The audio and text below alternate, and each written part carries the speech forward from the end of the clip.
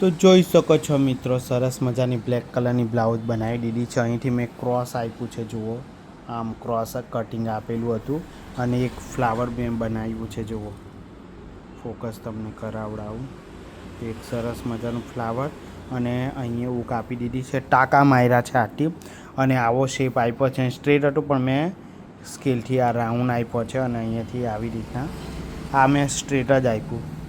અને આગળની વાત કરું તો આગળમાં પાન શેપ આપેલો છે, જોઈ શકો છો. આગળ પાન શેપ આપ્યો છે. ટક્સવાળી બ્લાઉઝ મેં આપી છે.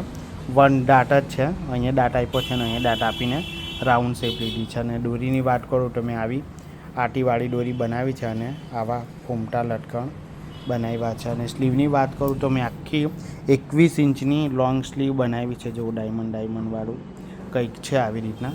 તો સરસ મજાની બ્લાઉઝ બની છે. તો આ વિડીયો તમને સિલાઈ પૂછવી હોય તો તમે પૂછી શકો છો કે કેટલી મેં લીધી. આમાં અલગ અલગ મહેનત થાય. મેં પ્રોપર અહીંયા કેનવાસ લાખ્યું છે, અહીં કેનવાસ લાખ્યું છે, અહીં કેનવાસ લાખીને જ બનાવ્યું છે. પ્રોપર અસ્ત્રી કરીને કમ્પ્લીટ ફિનિશિંગ તમને કેવું લાગી રહ્યું છે કમેન્ટ કરીને જણાવજો. બાકી આ બ્લાઉઝ તૈયાર થઈ ગઈ છે. એની સાડીની વાત કરું તો એની સાડી મેં ત્યાં મૂકી છે, બ્લેક કલરની આવી જુઓ, આખું ચિકન વર્ક છે, જોઈ શકો. તો અને આ બ્લાઉઝ પણ રેડી થઈ ગઈ. તો વિડીયોને લાઈક શેર સબસ્ક્રાઈબ કરવાનું ભૂલતા નહીં. આવા જ નવા વિડીયોની સાથે મળીશું. Bye bye.